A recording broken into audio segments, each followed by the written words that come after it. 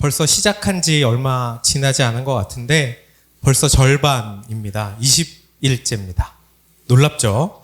비 오는 주일 아침에 이렇게 모여서 우리가 함께 기도할 수 있다는 게 하나님께서 너무나 우리를 사랑하고 계시다라는 것을 느낄 수 있는 것 같습니다. 우리가 매일 드리는 40일 특별 기도회가 우리의 뜻일까요? 아니죠. 하나님의 뜻입니다. 하나님께서 우리에게 특별히 선물로 주셨습니다. 오늘 말씀을 우리 한 목소리로 읽으면 좋겠습니다.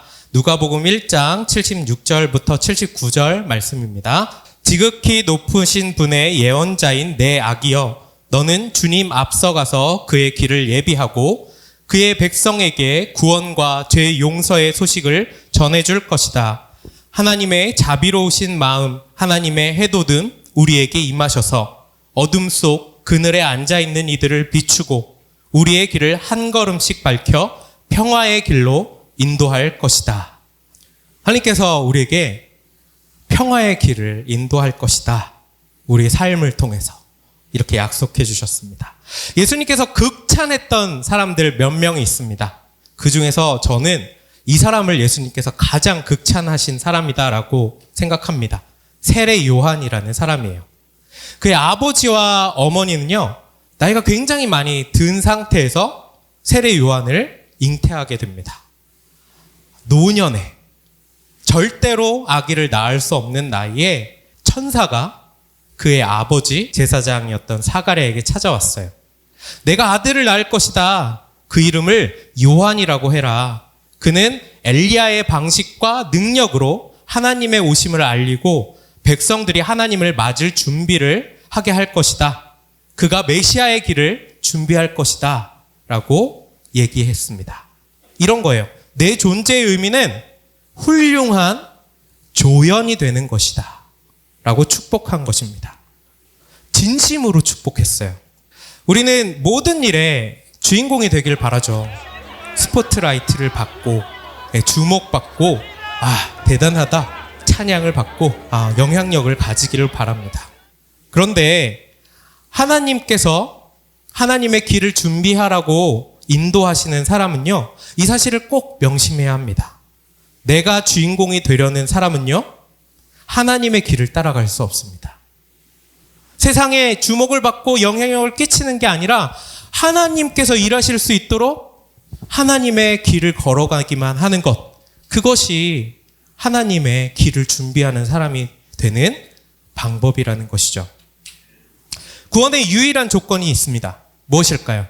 유일한 조건은요, 예수님을 내 삶의 주인으로 영접하는 거예요. 우리가 예수님을 내 삶의 주인으로 영접하면 누구나 구원받고 하나님과 함께 천국에서 영원한 생명을 얻을 수 있습니다.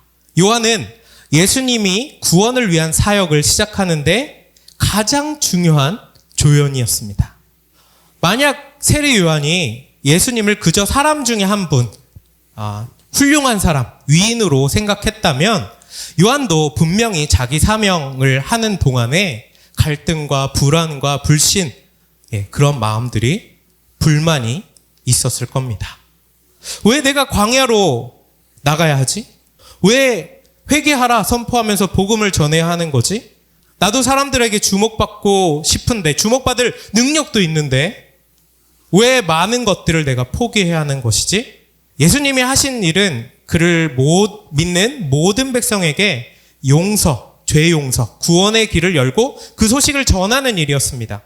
여러분은 어떻습니까?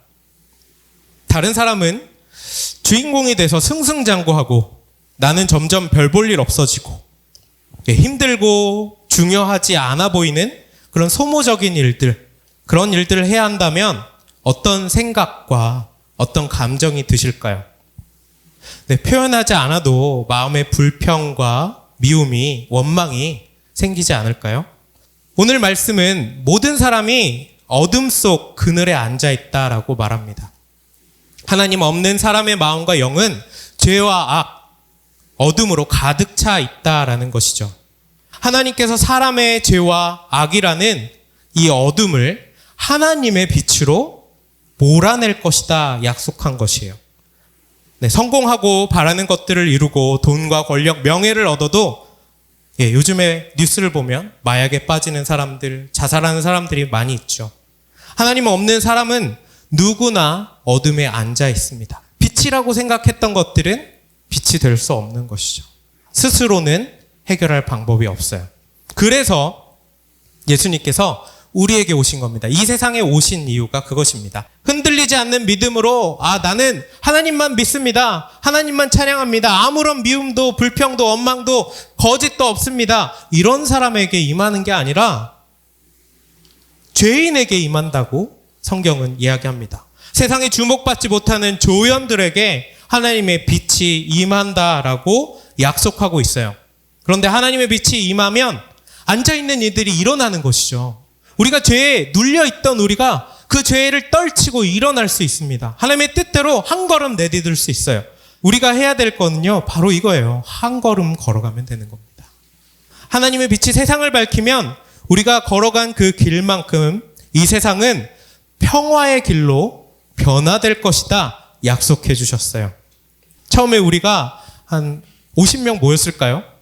그렇게 시작했는데 100명씩 모이게 되고 많이 오는 날은 120명이 넘게 오는 날도 생기고 그렇게 많은 사람들이 우리 함께 하고 있습니다. 더 많은 사람들이 함께 모여 빛을 비추고 있죠. 여러분들이 이 자리에 나오셨기 때문에 가능한 일이에요. 하나님의 빛이 여러분을 통해서 다른 사람들에게 전달되기 때문에 가능한 일입니다. 하나님의 기적이죠. 하나님께서 우리를 통해서 그 빛을 러시아, 우크라이나, 그리고 이스라엘과 하마스, 팔레스타인 땅까지 비추고 계신 겁니다. 이런 사람들도 있을 거예요. 신한대학교에서 기도한다고 이스라엘이 바뀐다고? 저 하마스 테러 집단이 바뀐다고? 그런 일이 어떻게 가능하겠어? 라고 불신하는 사람도 있을 겁니다. 괜찮습니다. 우리는 우리가 걸어야 될 한 걸음을 걸으면 됩니다. 역대하 30장 11절 12절 말씀을 보면요, 이스라엘 역사의 선한 왕 중에 히스기야라는 왕이 있어요. 히스기야가 우리 모두 하나님께 모여서 예배합시다. 6월절 예배, 절기, 우리가 여태까지 이스라엘 역사상 한 번도 지킨 적이 없었는데 우리가 하나님께 예배해야 됩니다 라고 모입시다 라고 전국 방방곡곡에 사절을 보냅니다. 그때 많은 백성이 그 전령들을 비웃어요. 하지만 모두가 그런 것은 아니었습니다. 하나님께서 강력하게 역사하셔서 하나님의 말씀에 따르는 순종한 많은 백성들이 모이게 하셨어요. 하나님을 위한 예배는 하나님의 빛이 임한 사람으로부터 시작됩니다. 그리고 그 예배에 참여하게 될 사람들의 마음도 하나님께서 움직이십니다. 역대하 33장을 보면요, 이스라엘 역사상 가장 악한 왕 중에 한 명인 므낫세의 이야기가 나옵니다. 33장 12절 13절을 보면요, 그가 우상 숭배를 하면서 자기 아들들을 불태운 사람이에요. 미친 사람이죠. 자기 아들을 불에 태워서 죽인 자가 하나님이 없다고 저주하면서 평생을 우상 숭배에 매진했던 그 교만한 왕이 바뀔 수 있습니까? 백성들도 우상 숭배해야 된다라고 이끌고 성전에도 우상을 세우고 하나님이 하지 말라고 한 것들은 하나도 빠짐없이 했던 왕이에요. 그럼 므낫세가 변한다니까요. 아시리아가 침략을 하게 됩니다. 왕인 므낫세가 포로로 잡혀가요. 코에 고리가 꿰어요. 발에 족쇄가 채워졌어요. 그럼 므낫세가 바빌론에 붙잡혀 가서 무릎 꿇고 기도하면서 하나님께 도움을 구합니다. 철저하게 회개해요. 그러자 하나님께서 포로로 잡혔던 그를 다시 예루살렘으로 데려오십니다. 다시 왕이 되게 하셨어요. 그제야 므낫세는 하나님께서 모든 것을 다스리는 분이다라는 것을 확실하게 깨달았다라고 성경은 이야기하고 있습니다. 므낫세의 경우를 보면서 하나님께서 어떤 죄인도 회개할 수 있도록 마음을 움직일 수 있구나라는 것을 깨달을 수 있죠. 그래서 우리 가족들, 동료들, 이웃을 위해서 우리가 기도할 수 있는 것입니다. 아니, 살인과 테러를 일삼는 하마스, 그들을 위해서도 우리가 기도할 수 있어요. 하나님이 하시면 그들도 변할 겁니다. 불가능이 없습니다. 하나님께는 불가능이 없습니다. 우리가 기도하면 하나님께서 이루실 겁니다. 이 40일 특별기도의 주인공은 하나님 한 분이십니다. 우리는 그 하나님의 길을 준비하는 조연들입니다. 우리는 하나님께서 주시는 은혜로 하나님의 빛과 힘으로 한 걸음씩만 걸어가고 있습니다. 그러면 하나님께서 이 세상을 평화의 길로 인도하실 것입니다. 기도에 함께할 사람들의 마음도 하나님께서 움직이실 거예요. 우리는 하나님의 역사를 기도하고 초청하며 함께하며 한 걸음씩 걸어가면 됩니다. 마지막 끝까지 우리 11월 25일까지 지속적으로 기도할 거예요. 전쟁이 그칠까? 전쟁 확전되고 있다는데 지상전도 돌입하고 더 심각해지는데 어떻게 할 수 있을까? 우리가 걱정할 필요가 없는 게 하나님께서 하실 겁니다. 빛을 밝히며 그 길대로 하나님이 인도하는 그 길대로만 따라 걸어가면 됩니다.